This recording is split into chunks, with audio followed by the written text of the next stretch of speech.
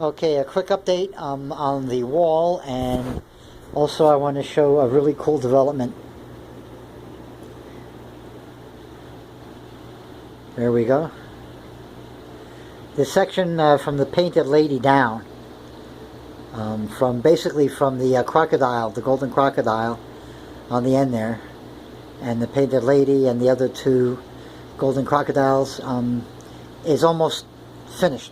I just have to add a few more plants to the ring of fire for its moss tube, and it's done. Excuse me.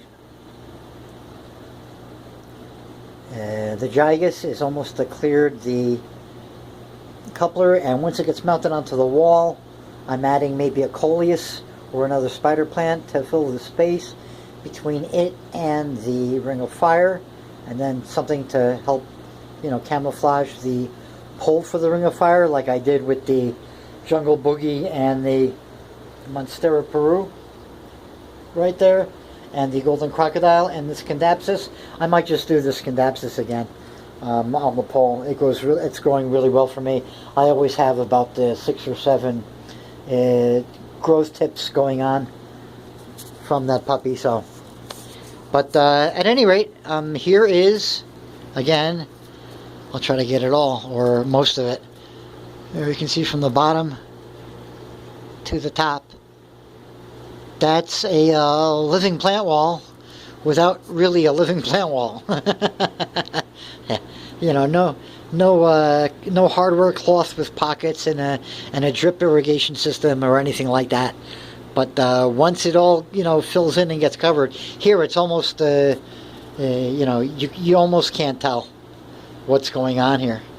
That shelf will soon be nearly not visible, and it will look like a solid mass of very differently colored and shaped foliage, which is exactly what I was going for. That's what I like to see.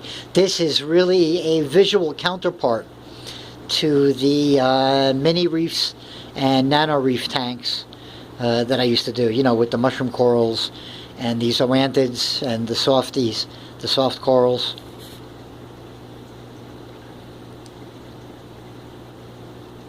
So, back in the day when I was on reefs.org,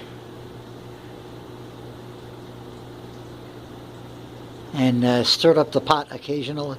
But there we go. Okay, that's enough of that. I'll just progress down. Did a whole bunch of stuff today. The bipenniformium is new.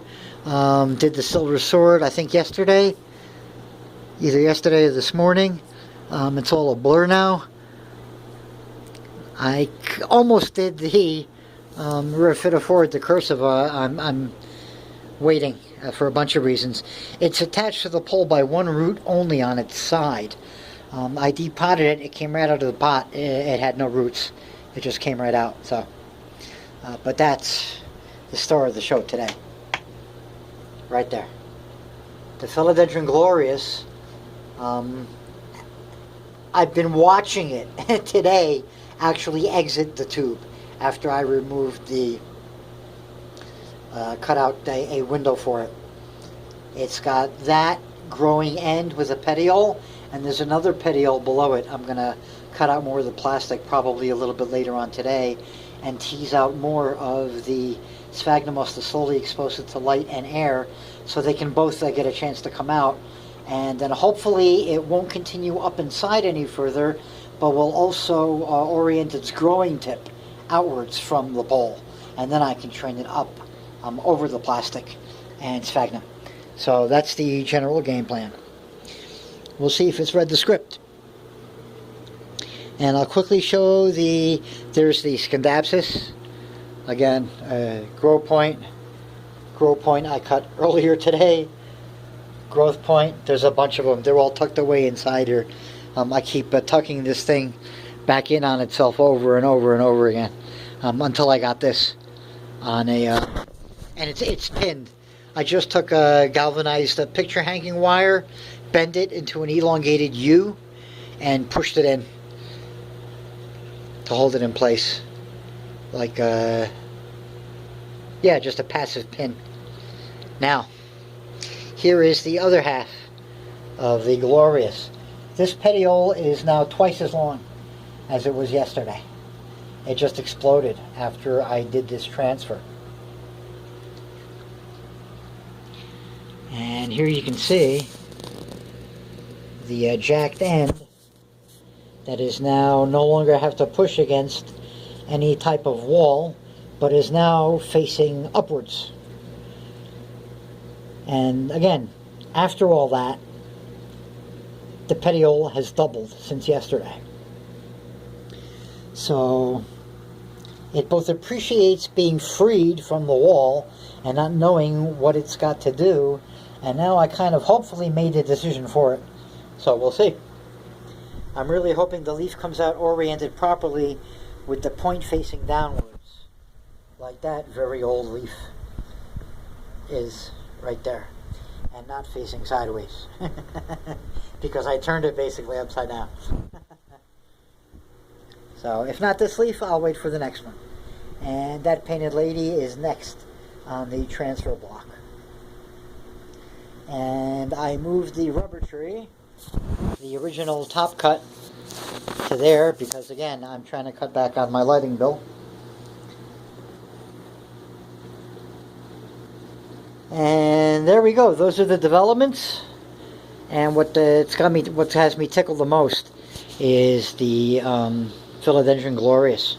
I'm just so happy that my slightly educated risk taking seems to be, even very early, seems to be paying off. Okay, one last look at today's eye candy. That's slowly taking shape, and again, almost done. In another day or so, in another day or two, or day or so, it'll be finished.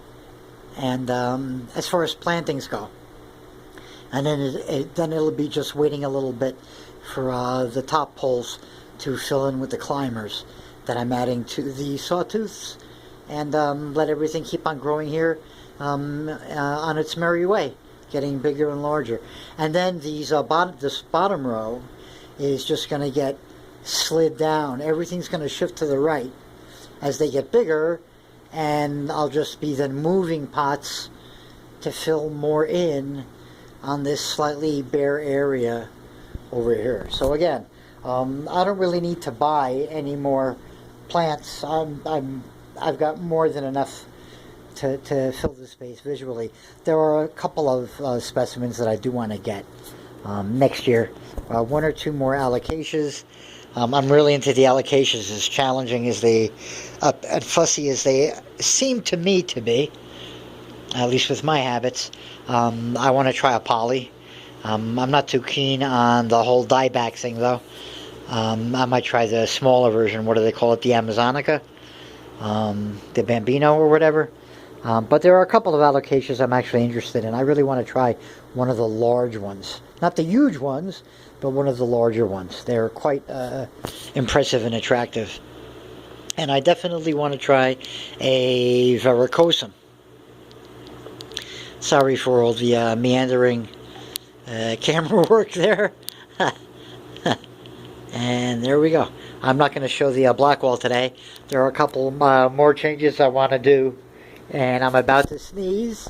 Well, I just sneezed 9 times in a row. So I'm going to go clean myself up really fast. And we'll do the rest for another day.